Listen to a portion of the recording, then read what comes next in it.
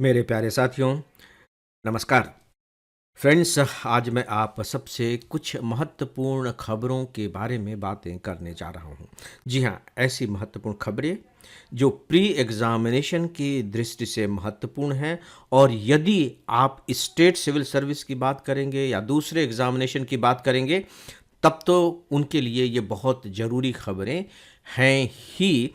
लेकिन civil service examination के बारे में आप जानते हैं कि पक्के तौर पर तो कुछ कहा नहीं जा सकता, लेकिन फिर भी मुझे लगता है कि इनके बारे में किसी भी सिविल सर्विस परीक्षा की तैयारी करने वाले स्टूडेंट के पास जानकारियाँ होनी ही चाहिए।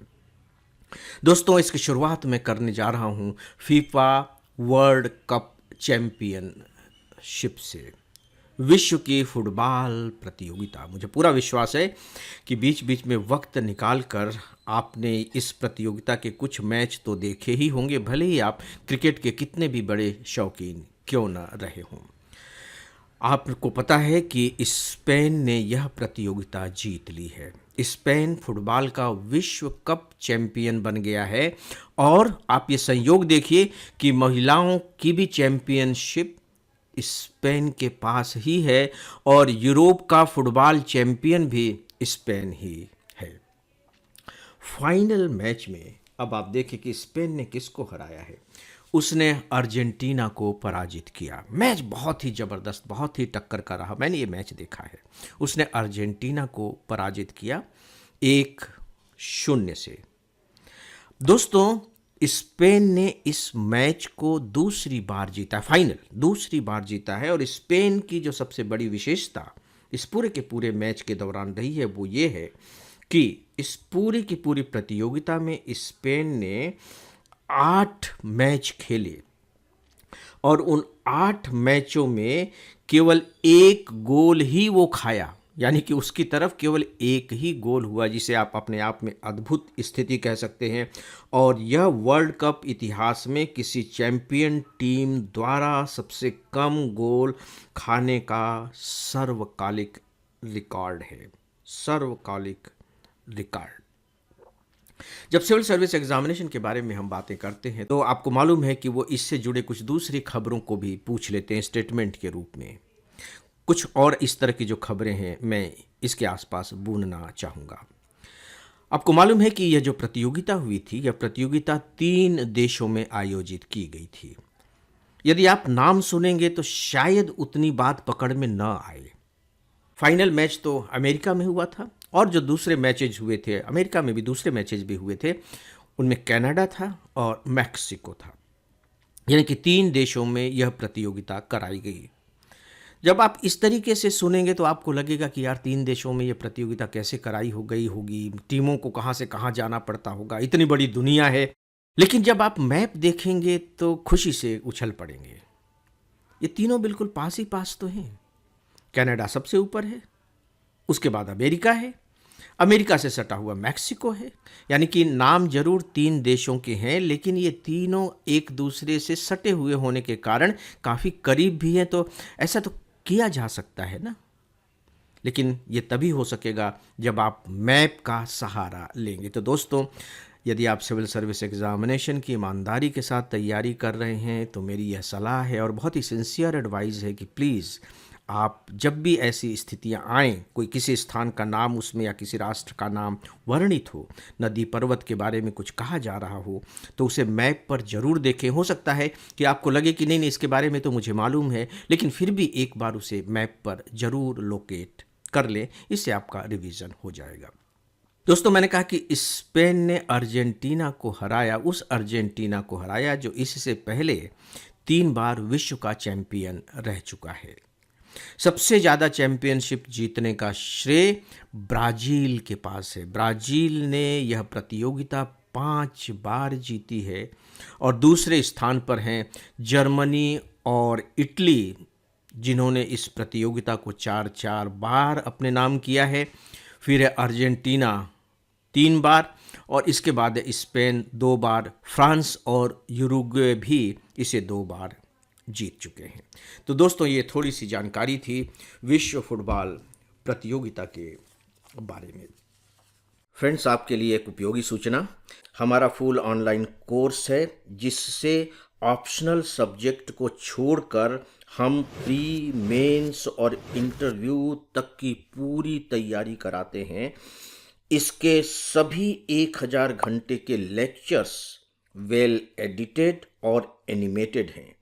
इसके जो 90% लेक्चर हैं मैंने तैयार किए हैं, और मैं स्पेशली बताना चाहूँगा कि हमने इसमें पढ़ाया नहीं है बल्कि समझाया है। आपको इसकी पूरी जानकारी हमारे मोबाइल ऐप और हमारी वेबसाइट पर मिल जाएगी। दोस्तों, जो दूसरी खबर है वो 72वें राष्ट्रीय फिल्म पुरस्कारों की घोषणा के बारे में है। फिल्म पुरस्कारों की घोषणा कर दी गई है।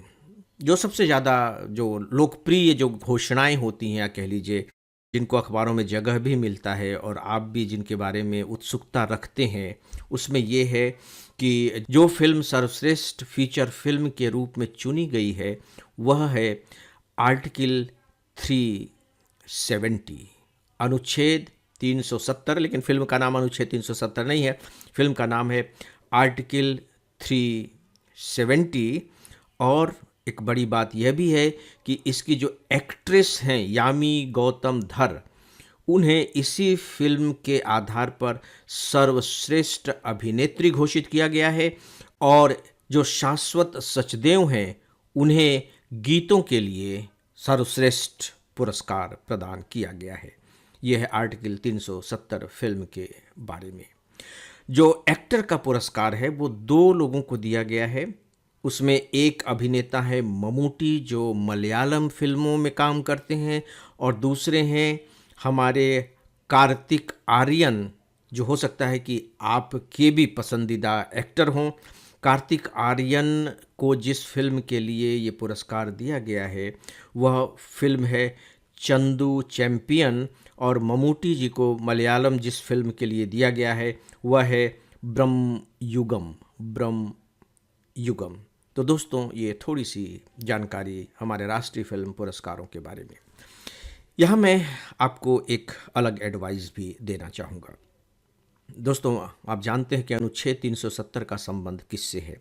मैं ये नहीं कहता हूँ कि ये डॉक्यूमेंट्री फिल्म है, या कोई भी फिल्म डॉक्यूमेंट्री होती है, लेकिन फिर भी आपका दिमाग इसके बारे में और भी नए तरीके से सोच सके, उसे देख सके, इसलिए मैं सजेस्ट करूँगा कि कोशिश कीजिए कि इस फिल्म को एक बार देखें। ठीक इसी तरह से यामी गौतम की एक और फिल्म है जिसे मैंने और प्रीति ने, मेरी पत्नी प्रीति ने, कुछ ही दिनों पहले देखी है, और वह फिल्म है हक। जो शाहबानो केस हुआ था, उसमें शाहबानो के जीवन पर आधारित ये जो फिल्म बनी है, अपने आप में बहुत अच्छी फिल्म है, और इसमें भी यामी गौतम धर ने ही मुख्य भूमिका निभाई है। जब आप इस फिल्म को देखेंगे तो यह भी आपके अंदर एक अलग किस्म की सोच पैदा करेगी, और साथ ही साथ आपके दिमाग को एक्सपेंड भी करेगी। दोस्तों, अगली खबर है ब्रिटेन के प्रधानमंत्री को लेकर। जहाँ तक मेरा सोचना गलत नहीं होगा कि आपको मालूम है कि ब्रिटेन के प्रधानमंत्री जो इससे पहले थे कीर स्टारमर, उन्होंने अपने पद से त्यागपत्र दे दिया था, और त्यागपत्र उन्हें इसलिए देना पड़ा था क्योंकि अपनी ही पार्टी में उनका विरोध होने लगा था।